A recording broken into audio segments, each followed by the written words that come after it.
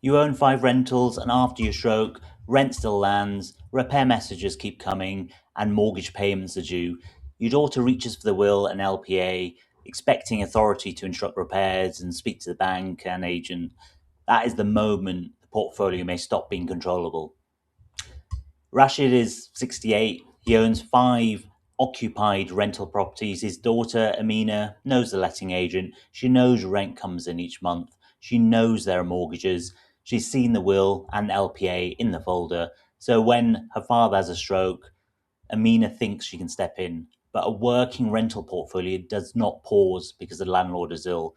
Tenants still send repair requests. Mortgage payments still fall due. The mortgage account still needs operating. The letting agent still needs instruction from someone they recognise. For a landlord, planning is not only about inheritance, it's also about keeping the portfolio running when you can't do it yourself. Before the stroke, Rashid's arrangement felt organised enough. Rent arrived, the letting agent handled routine tenant contact, Rashid approved repairs, mortgage payments went out on familiar dates, insurance renewals came into his email, and rental records set across folders, messages, bank statements, and his phone. He knew exactly how to manage the portfolio and where all of the info was. He had his own system, and his daughter knew the properties existed. She also knew which streets they were on. She knew there was a power of attorney. She knew her father had made a will. Then the stroke happened. Rashid was incapacitated and can't give clear instructions. A tenant messages about a leak. Amina replies, trying to reassure them. She contacts the letting agent. The agent asks for evidence that they can take instructions from her, not because they're being difficult, because they need to know if they're authorized to act, if she is authorized to act. Then Amina looks at the bank account. Rent may still be landing, but the account is in her father's name.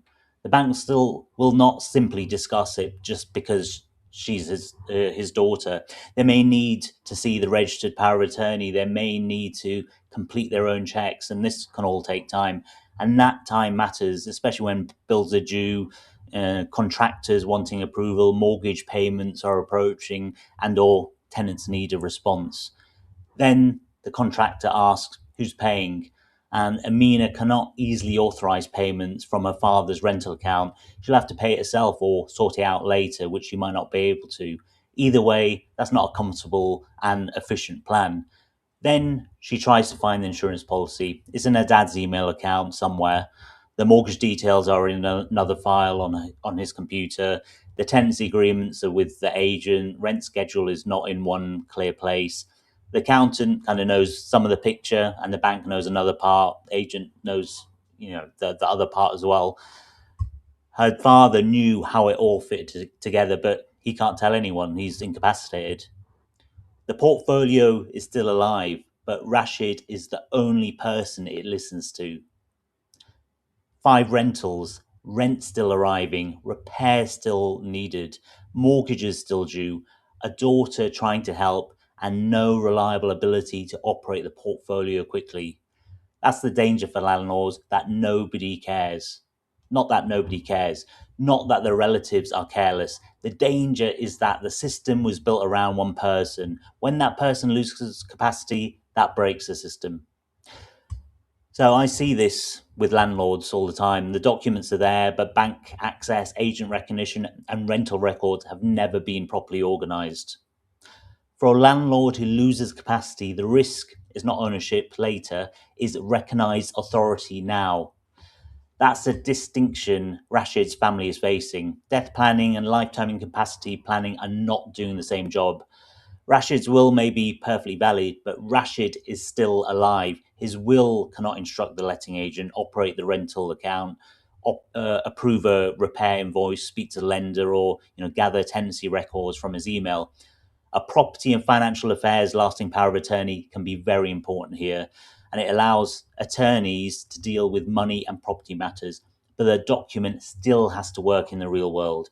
It may need to be registered, the bank may need to accept it, the letting agent may need its own mandate updated, and the lender may need to know who they can speak to, and the insurer may need authority before discussing cover. So Amina may be named as attorney, his daughter, but that still doesn't mean every organization responds instantly. Each institution has its own process. The bank is checking one thing, letting agent another, lenders checking something completely different. And this is where rent can be present but not useful. It can arrive into an account. Amina can operate quickly. She can't operate quickly. It can show on statements she cannot access. It can be enough to cover the mortgages, but still unavailable at the wrong moment. So cash exists, authority is delayed, bills keep moving, repairs can stall in the same way. The tenant's rights and the landlord's duties have not disappeared. The property still needs maintaining, but the person trying to help may not be recognised by the agent, able to approve the contractor, or able to pay from the right account. Rashid's problem is not that he's no assets. He's got 5 rentals. His problem is that his portfolio has no recognised operator across the points that matter. The mortgage pressure is similar. A lender will not usually ignore payments because family access is unclear. Payment dates continue, letters continue, direct debits may continue if funds remain available. But if something needs changing, explaining, or correcting, someone needs authority. So his daughter may be holding the keys, she may be holding the documents, but has no authority to act. It all boils down to the fact that a property portfolio needs a plan for incapacity.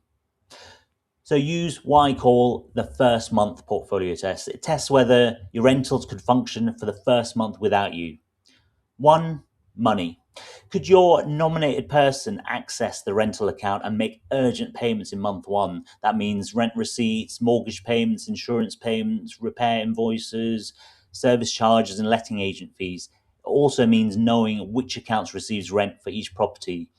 Knowing rent is coming in is not the same as being able to use those funds. 2. Authority. Would the agent, lender, and insurer recognise that person without starting from scratch? This is where many landlords' setups feel stronger than they are. The relatives know who should help, the organisations may not. The bank may need its own checks, letting agent may need written authority, and lenders may restrict discussions altogether. The issue is not only whether the document exists, is whether the right people have been prepared to accept it. 3. Records. Could someone locate tenant contacts, rent records, and key account details without asking you? It all sounds pretty basic, but it often causes the first delay. Where are the tenancy, agreements, property lists, mortgage details, insurance policies, gas safety certificates, and rent schedule? If those records are scattered across emails, phone, memory, your attorney starts behind schedule, and they may have authority but no map or clue how to manage the properties.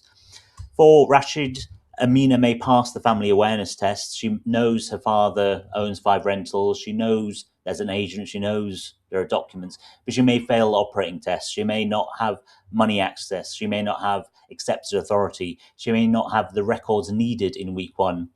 If one of these fail, that is where the first month pressure is likely to appeal. So remember, money, authority, records.